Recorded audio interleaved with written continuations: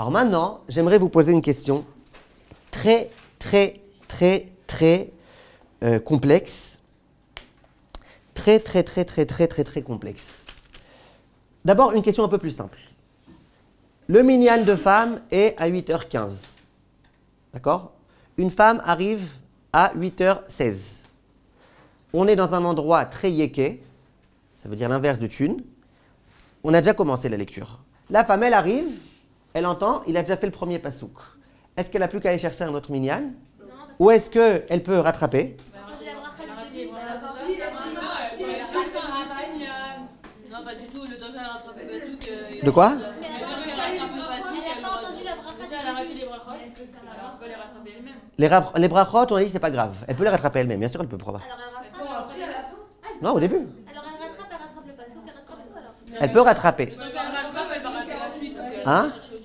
Hein? Le temps qu'elle rattrape, elle va rater la suite. C'est ça que je vous dis, TGV. Ça veut dire regardez. Regardez. Alors c'est ça, regardez, je vous demande d'écouter, s'il vous plaît, écoutez une seconde. Ce que je veux vous expliquer, c'est le principe. D'accord? Le principe. Une femme arrive en retard le jour de Pourim. Il paraît que c'est fréquent, parce qu'il y a souvent des bouchons. Vu le nombre de bouteilles qui sont ouvertes à Pourim, il y a beaucoup de bouchons par terre. Donc, il y a des bouchons. La personne, elle arrive en retard. Elle arrive 1 minute en retard. Si le Baal Koré, il lit tranquillement, va il dit, mais Ahashverosh, ou Ahashverosh. Toi, tu as le temps, le temps qu'il fasse ces 3 mots, tu as le temps de faire les brachot et de rattraper va il dit, mais Ahashverosh ou Ahashverosh. Tu as le droit. Tu as le droit de rattraper. Si tu sais que lui, il fonce, et puis que même comme ça, tu ne comprends même pas ce qu'il dit, en plus, il dit en chassidi, avec le i, c'est ou, les ou, c'est i, et que tu t'embrouilles complètement, alors là, tu n'as aucune chance de rattraper. Va chercher un autre minyan un peu plus tranquille. Oui. On a le droit d'écouter une Megillah. En chassidi, oui. Ah ouais. Vous ne comprendrez rien, mais au moins vous avez compris que Mordechai il est gentil. Mais si on comprend pas, c'est Même si vous ne comprenez rien, au moins vous avez compris que il vaut mieux écouter un endroit où vous allez comprendre. C'est sûr qu'il vaut mieux, mais vous êtes quand même quitte. Maintenant, j'aimerais vous poser une question qui s'est produite à moitié dans ce séminaire, à moitié dans un autre séminaire. Je vous raconterai l'histoire, vous allez comprendre. Mesdemoiselles, c'est une histoire qui s'est produite à moitié dans ce séminaire, à moitié dans un autre séminaire. Et il faut absolument que vous écoutiez. Là, on va élever un petit peu le niveau. Et j'aimerais vraiment que vous soyez avec moi, que vous soyez concentrés et qu'on essaye de comprendre quelque chose. Je vous prends un cas maintenant, un cas. A priori, ça vous paraît être un cas philosophique, mais vous allez voir que c'est des cas qui peuvent se produire. Après, je vous raconterai une histoire où ça a pu se produire. Et je vous demande de bien écouter. Le Baal Koré, donc le lecteur, qui a une Megillah cachère devant lui, il lit la Megillah. Pour l'instant, tout va bien, vous écoutez, vous vous acquittez, tout va bien, les femmes, elles entendent même les brachot, tout va bien, un kol besséder. À un moment donné, le Baal Koré, comme c'est un être humain, ça peut lui arriver de se tromper, disons qu'il fait une erreur fatale. Au lieu de dire Aman, il dit Mordechai. Au lieu de dire Yashav, il dit Yoshev. Une erreur qui est considérée fatale. Pas il rajoute un yud en plus, apartemiyim ou apartemim. Non, ça ne change rien. Mais une erreur fatale. Question. Est-ce que... Donc écoutez bien ce qui se passe. Donc le Baal Koré, il a fait une erreur. Si le Baal Koré, personne ne le reprend, et qu'il continue sa Megillah, il est quitte ou il n'est pas quitte? Non. Pas quitte. Maintenant, j'ai une question compliquée. Vous êtes une fille de Sadeket, et vous avez repéré qu'il a dit Aman au lieu de dire Mordechai. Et donc vous, rapidement, Mordechai, vous êtes rattrapé, vous avez dit Mordechai dans votre roumage, cachère, pas cachère, même si vous avez une Megillah cachère devant vous, c'est pas censé changer grand-chose. J'ai une question. Le Baal Koré, lui, j'espère qu'il s'est acquitté au premier minyan. En tous les cas, de ce minyan-là, il ne s'est pas acquitté. N'est-ce pas? Personne ne l'a repris. Donc il a lu une Megillah pas cachère, puisqu'il a dit le mot Aman au lieu de Mordechai. Il ne s'est pas rattrapé, il ne s'est pas repris, il n'est pas quitte. Maintenant, j'ai une question très compliquée. Est-ce que, à votre avis, Révital, vous qui vous êtes reprise et qui vous-même avez dit Aman au lieu de Mordechai ou Mordechai au lieu de Aman, est-ce que vous êtes quitte? Apparemment, oui. Je pense que la bracha du début, elle n'est pas valable, non? Si toute sa Megillah, elle n'est pas valable. Oui ou non? La bracha, c'est pas, moi, ça me stresse pas trop, la bracha. Il y a des choses qui me stressent plus que la bracha. Est-ce que vous, qui avez repris le mot, vous êtes quitte de la lecture de la Megillah? Moi, je pense non. Non, parce que même pendant la lecture de Torah, le Shabbat, il doit dire tous les mots bien, même si nous, on est bon, ça veut dire. Ok, mais vous n'avez pas d'obligation de vous acquitter. Non, ou alors oui, Vous êtes quitte? Ok, Noah. Peut-être pas parce que après lui il va continuer alors que lui pour lui-même il est Donc lui, il est pas quitte. Vous êtes quitte ou pas? La Megillah, elle est pas quitte, on va continuer à écouter un truc pas quitte. Il a fait. Il a fait Meod. Qui est-ce qui veut compléter un peu ce qu'elle dit? Noah? Teila, vous voulez compléter ce qu'elle a dit Noah un peu? Mais à voix haute. Je savais pas. Orly, vous voulez compléter un peu ce qu'elle dit? Et alors? Il a fait, Khazak, ouais, vous avez bien complété, Khazak. Moi, je pense non, parce qu'on peut rattraper que si on n'a pas écouté un mot. Là, on l'a écouté le mot. Il faut rattraper parce qu'on n'a pas écouté un mot et là on l'a écouté, donc on est quitte. Bah non, on est pas quitte, justement. Vous l'avez rattrapé ce mot? On peut rattraper le mot ici. On l'a pas écouté pour X raison. Là, on a écouté le mot de c'est lui qui s'est trompé, c'est pas nous. Et alors quoi? Ouais, mais c'est lui qui finit On la n'est pas quitte. Et alors quoi? C'est lui, enfin, c'est son enfin, À la fin quoi? c'est à lui. Ouais, très bien, je vois que vous êtes très très intelligente, Baruch Hashem, oui? Bah déjà, si quelqu'un s'est trompé, il y aura toute la synagogue qui Alors Talia, elle est habituée à prier avec des Marocains. Chez les Marocains, je vous dis la vérité, même quand il n'y a pas d'erreur, les gens y reprennent. Quand il y a une erreur, on le tue là. Alors, Talia, elle prie avec les Marocains, c'est pas la peine de me confirmer, j'ai compris. Mais moi, pourquoi je vous dis que ça peut arriver? Ça peut arriver. Parce que par exemple, quand on lit dans un séminaire de filles, imaginez le Rav Luria, c'est lui qui fait la lecture. Est-ce que ça peut arriver à Rav Luria de faire une erreur? Quoi? Non, c'est pas un être humain. C'est un être humain. Ça peut lui arriver de faire une erreur. N'est-ce pas? Très bien. Il fait une erreur, le Rav Luria. Maintenant, vous allez dire, comment je vais le reprendre? Comment je vais le reprendre? Pas possible, je ne vais pas le reprendre. C'est le Rav. Lui, c'est le Rav. Et finalement, lui, il continue, il est tranquille, il pense avoir bien fait. Donc, je vais vous raconter après une histoire qui s'est produite. Après, je vais vous raconter l'histoire qui s'est produite. Bien sûr, vous devez le reprendre. Il vous supplie de le reprendre, parce qu'il a envie de vous acquitter. Alors, écoutez jusqu'au bout. S'il vous plaît, écoutez jusqu'au bout. Écoutez jusqu'au bout. Oui, si vous le reprenez, qui reprend, il n'y a pas de problème. Écoutez, s'il vous plaît. Alors, il y a plusieurs filles entre vous qui disent quelque chose de très intéressant. C'est Rachel qui a commencé. Non, c'est Noah qui a commencé. C'est Rachel qui a continué. C'est certaines d'entre vous qui ont fini. Mais la réponse, elle est extrêmement intéressante. Et là, on va faire un petit pile-poule. Pile-poule, c'est ce qu'on fait dans les yeshivot. On monte le niveau et on essaye de bien réfléchir. Enfin, on a déjà fait un pile-poule, c'est ce que vous avez dit. J'aimerais que vous écoutiez bien. C'est très très intéressant de réfléchir à cette question-là. Le Baal Koré, c'est lui qui nous acquitte. Moi, je vous pose une question. Vous êtes au Beth Knesset. Vous écoutez la Megillah. Vous n'avez rien prononcé du tout. Votre bouche a été fermée du début jusqu'à la fin. Vous aviez la bouche bée. Est-ce que vous êtes quitte ou pas? Oui. Ah, mais vous n'avez rien dit. Vous n'avez pas prononcé. Silence. Silence radio. Comment vous êtes quitte? Réponse? Réponse, elle a dit tout à l'heure le mot, ne le répétez pas. Shomea keone. Shomea keone, ça veut dire quand tu écoutes, c'est comme si tu disais. Tu écoutes le kidouche, tu es acquitté. Ah, mais tu n'as rien dit? Oui, mais tu as écouté. Tu as écouté de qui? De quelqu'un qui est responsable, qui a le devoir de lire et donc qui t'acquitte. C'est clair? Ce principe-là, il s'appelle Shomea keone. J'ai une question. Imaginez que je mette un radiocassette en marche, et que j'écoute la Megillah de quelqu'un, un Chazan d'il y a 250 ans qui aujourd'hui est enterré à Aramenuchot. Mais j'écoute. Je dis, je suis Shomea, Keone, j'écoute, j'entends. Est-ce que je serais quitte ou pas? Réponse? Non. Pourquoi réponse non? Il faut que j'écoute de quelqu'un qui a le devoir de lire la Megillah et qui est en train de lire. Et quand il lit, eh ben, il est là pour acquitter. Si un goy, il a appris la Megillah, est-ce qu'il m'acquitte? Il ne m'acquitte pas. Lui, il est goy. Ah, mais j'ai écouté la Megillah, oui, mais de quelqu'un qui est goy. J'entends la Megillah d'un enfant. Je ne suis pas quitte. Donc écoutez. L'homme est chané. Lui, il a enregistré, il faut que ce soit en direct. Il faut que ce soit une shmia en direct de quelqu'un qui a le devoir de réciter la Megillah. Maintenant, venez on réfléchir à ce qui se passe dans ce cas-là. Le Baal Koré lui-même, personne ne l'a repris, n'est-ce pas? Donc qu'est-ce qui s'est passé si personne ne l'a repris? Qu'est-ce qu'elle vaut sa lecture de la Megillah? Zéro. D'accord, c'est méchant, hein, mais c'est comme ça. On va pas commencer à faire les sentiments maintenant. Sa lecture, elle vaut zéro, il n'est pas quitte, n'est-ce pas? Maintenant, vous dites, Révital, elle dit, ok, sa lecture, elle vaut zéro. Mais c'est pas grave, moi, le mot qu'il a manqué, je l'ai quand même dit. Quoi la cabote? T'auras dit un mot. Ah, t'auras dit un mot dans un chumash pas cachère, c'est tout ce que t'auras dit. Ça veut dire, si on considère que Shomea Keone, mais il faut encore que sa lecture à lui, elle soit valable, pour que toi, quand tu l'écoutes, on dise, c'est comme si toi, tu l'avais dit. Or, sa lecture à lui, elle vaut 0. Pourquoi elle vaut 0? Parce qu'il a manqué un mot, donc sa lecture, elle vaut rien. Donc quand il a dit Vahi, c'est comme si tu n'avais pas dit Vahi. Quand il a dit Bimé, c'est comme si tu n'avais pas dit Bimé. Quand il a dit Achashverosh, c'est comme si tu n'avais pas dit Achashverosh. Donc quoi? Donc tu n'as rien dit. Donc tu n'es pas quitte. Comme ça, beaucoup de poskim veulent dire. Vous avez compris le pile-poule, c'est fin, non? C'est fin, kolakavod, hein. Kolakavod, Noah et Rachel, kolakavod, je vois que vous êtes des filles avec un esprit très très fin. Un jour, il y a un goy qui est venu voir un rabbin. Il a dit, monsieur le rabbin, j'ai envie d'apprendre la Gemara.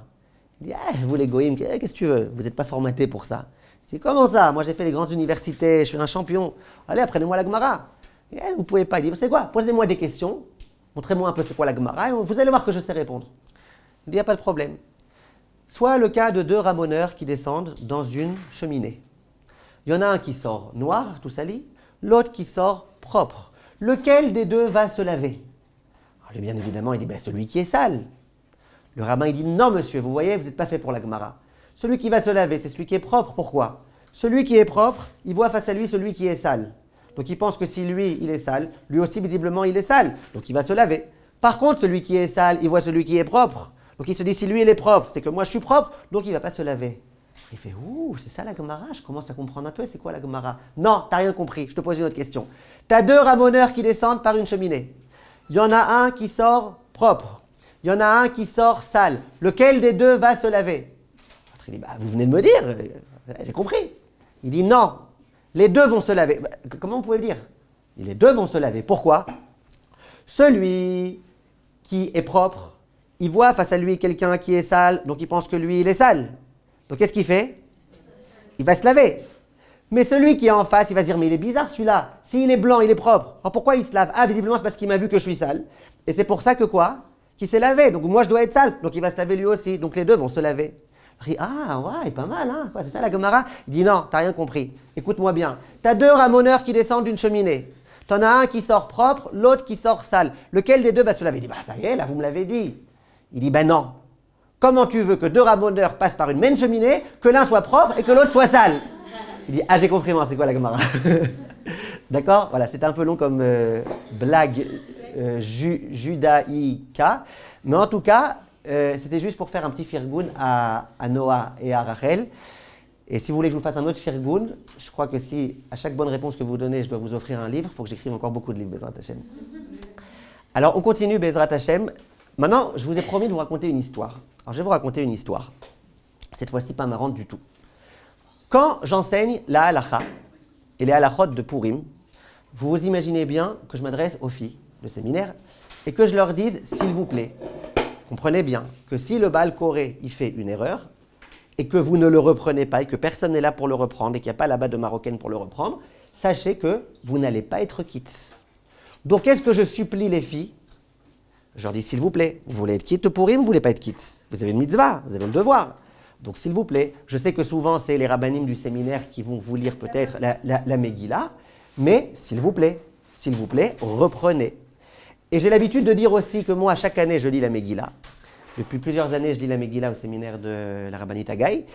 Et à chaque fois, je dis aux filles, parce que j'enseigne aussi là-bas la Torah, quand j'enseigne les halachot de Purim, je dis aux filles, je vous en supplie, c'est moi qui vais lire. Voilà, je vous dis depuis le début, je suis mochel, machoulach, kapara alaïr.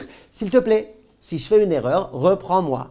Mais je ne dis pas ça que là-bas, je dis ça aussi dans ce séminaire, dans les autres endroits où j'enseigne. Je dis, s'il vous plaît, il y a une erreur, reprenez. Ah, mais c'est le Rav, et alors, c'est pas très grave de dire au Rav qu'il s'est trompé. C'est pas très grave. C'est pas qu'il s'est trompé dans une halakha, c'est qu'il a fait une faute de frappe, j'allais dire, une faute de lecture. Ça peut arriver à tout le monde. Même Raphaël Kanivski, ça peut lui arriver quand il lit de faire une erreur. C'est pas la fin du monde, ça peut arriver à tout le monde. Donc je dis aux filles à chaque fois, s'il vous plaît, reprenez le Rav. Si par exemple le Rav, il a manqué un mot, et vous êtes sûr qu'il a manqué, c'est pas que vous ne l'avez pas entendu, dans ce cas-là, ça ne va pas nous déranger le Rav ou le lecteur, vous continuez. S'il a sauté un mot, c'est un problème. C'est pour ça que j'ai l'habitude de dire, qu'est-ce qui est pire quand on écoute la Megillah? Qu'est-ce qui est pire qu'un lecteur qui bégaye? D'un lecteur qui bégaye beaucoup. Parce que ça peut durer 45 minutes la lecture, 1 heure, 1 heure et demie, 2 heures. plus il bégaye, plus c'est insupportable. Mais qu'est-ce qui est encore pire qu'un lecteur qui bégaye? Beaucoup. Un lecteur qui saute les mots. S'il saute les mots, vous n'êtes pas quitte. Vous n'êtes pas quitte. D'accord? Alors Evita, elle préfère aller écouter la Megillah en chassidi, comme ça au moins elle ne comprend pas qu'il saute des mots. mais elle n'est pas quitte. Alors, attends, une seconde s'il vous plaît, une seconde. Ça c'est, pour l'instant, tout va bien. Il y a une année, il y a plusieurs années, donc j'ai donné le cours dans ce séminaire-là, entre autres, et j'ai dit aux filles, si le Rav il fait des erreurs, reprenez-le. Et même si c'est moi le Rav, reprenez-moi. Quel que soit le Rav, reprenez-le. J'arrive à la lecture là-bas à Baït Vagan pour lire la Megillah, et je vois l'une des filles du séminaire, l'une des plus studieuses d'ailleurs, l'une des plus sérieuses, qui était, un peu comme vous toutes, qui était présente. Donc, bonjour, ça va, tout va bien, pour une saméach, et je vais lire la Megillah. Maintenant, je lis la Megillah, comme d'habitude, Baruch Hashem, je ne fais aucune erreur. Depuis l'âge de 13 ans, je la lis la Megillah, donc c'est plus très compliqué pour moi de lire la Megillah sans erreur. Et tout va bien. J'ai fait les brachot avant, j'ai fait la bracha après, il y avait beaucoup plus que 10 femmes. Tout va bien. On rentre, j'étais venu avec ma femme et avec mes filles. On rentre, on est sur le chemin du bus. Et voilà que je reçois un coup de fil. De qui? La Aziza. Bonjour, ouais, je vous ai aperçu aujourd'hui. Ouais, écoutez, Rav, je suis désolé, je dois vous dire quelque chose. Je lui dis, qu'est-ce qui se passe? Tout va bien pour Purim aujourd'hui. Elle me dit, regardez, à un moment donné, vous avez fait une erreur. Au lieu de dire Vatomer, vous avez dit Vataan, ou l'inverse. Il y a une fois c'est écrit Vataan, une fois c'est écrit Vatomer. Au lieu de dire Vataan, vous avez dit Vatomer. Je lui dis, c'est impossible, moi je fais jamais d'erreur. Elle me dit, je vous promets, moi pourquoi je ne vous ai pas repris? Parce que je pensais qu'il n'y avait que moi qui avais mal entendu. Dès qu'on a fini la Megillah, j'ai demandé à toutes les personnes autour de moi, vous aussi vous avez entendu Vatomer, le Vataan? Tout le monde a dit que oui. Merci de m'avoir prévenu. Qu'est-ce qu'on fait maintenant? 100 femmes qui sont venues pour écouter, va les retrouver, va leur dire vous n'êtes pas quitte, mesdames, qu'est-ce qu'on fait? Je lui dis immédiatement, tu vas voir la rabbinite Tagaï, tu lui dis qu'elle envoie un WhatsApp à tout le monde et qu'elle prévienne tout le monde de revenir. Je descends du bus avec ma femme, les enfants, je prends le chemin du retour, je lui annonce que ça va être le double de tarif, parce que je dois lire 2 fois, et je retourne là-bas. Elle avait la chouma de chouma. Moi, je n'ai pas la chouma parce que je suis habitué de dire que l'erreur est humaine, donc ça peut arriver de faire des erreurs. Donc moi, j'ai aucune chouma, mais elle avait la chouma. Elle me dit, je suis désolé, Rav, désolé. Je suis sûr qu'elle s'en rappelle encore aujourd'hui, cette fille-là. Je suis désolé, Rav, de ne pas vous avoir dit, je suis désolé. Vous voyez? J'ai relu la Megillah. Et j'ai bien dit, avant de lire la Megillah, je vous demande, s'il vous plaît, je fais une erreur, ça peut arriver, reprenez-moi. Et je commence à lire la Megillah, tout doucement, tranquillement. Et à chaque fois qu'il y a un Vatomer, je me retourne. Je vous en supplie, dites-moi que c'est Vatan, pas Vatomer, s'il vous plaît. Bon, visiblement, c'était ça. Il y a un Vatomer, je me retourne. C'est bon? Je continue. J'ai lu la Megillah, chaque Vatomer, Vatan, j'ai fait du cinéma. Pourquoi j'ai fait du cinéma? Parce que j'ai eu peur, peut-être dans ma Megillah, il y a une erreur. Peut-être écrit Vatomer au lieu de Vatan, donc à chaque fois, je lisais Vatomer. Je vérifie que les filles, elles en arrivent bien, qu'elles voient que c'est bien Vatomer. Et finalement, on a bien fini, l'histoire s'est bien finie, tout le monde s'est acquitté, on a réussi, Baruch Hashem, à ce qui paraît, à retrouver toutes les femmes perdues qui n'étaient pas forcément quittes de cette lecture, et on a pu les acquitter. Donc ça, c'est une histoire que je raconte, une histoire tragique, qui s'est bien finie, Baruch Hashem, comme l'histoire de Purim, pour vous dire que c'est très important. Ne faites pas de chumrot complètement idiotes. Ça veut dire que les femmes qui, derrière le dos d'un rave, vont se permettre de parler de façon pas hyper respectueuse, et devant le rave, elles ne vont pas oser lui dire qu'il a fait une bêtise, c'est le monde à l'envers. Alors, derrière le dos du rave, il faut parler de façon respectueuse. Devant le rave, il faut parler de façon respectueuse. Le rave a fait une erreur, on le reprend. C'est là? C'est clair? On est OK? Il a fait, oui. Si c'est notre père qui lit la Megillah, Vous le reprenez. Pourquoi vous pensez que c'est une erreur de reprendre? Je peux vous poser une question? Imaginez que, voilà, j'ai fait la blague des ramoneurs. Imaginez que j'ai fait une erreur, j'ai dit ramonnier. Quoi, c'est vraiment honteux de me dire, je crois qu'on dit ramoneur. Ça va, moi je ne suis pas diplômé, agrégé de grande littérature. Ça va, j'ai fait une erreur. Comprenez ou pas? c'est notre père. Oui, j'ai compris. C'est votre père. Mais ce n'est pas une erreur de... Votre père, il est en train de dire un mot. Il vous dit par exemple, t'as pas oublié d'acheter le chocolat comme je t'ai demandé? Tu dis à papa, tu m'as demandé d'acheter du lait, c'est ça? Ouais, le lait j'ai acheté. Non, tu m'as demandé aussi du chocolat? Non? Ah. Alors, il va s'apercevoir qu'il s'est trompé, parce que quand il vous a mis en chocolat, en fait, il vous a demandé du lait. Ok, pas de problème. Ça dépend. Si l'homme, il est conscient que l'erreur, elle est humaine, eh ben, bon, c'est pas la même chose. Ce qu'on n'a pas le droit, c'est de contredire son père. Son père, il dit, c'est comme ça qu'on doit se comporter, et vous vous dites, non, c'est pas comme ça qu'on doit se comporter.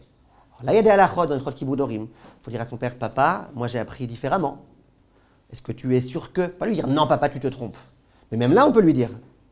Alors là, vous n'allez pas maintenant lui dire au Rav, on a appris, nous, que quand il y avait écrit Aman, il ne fallait pas dire Mordechai.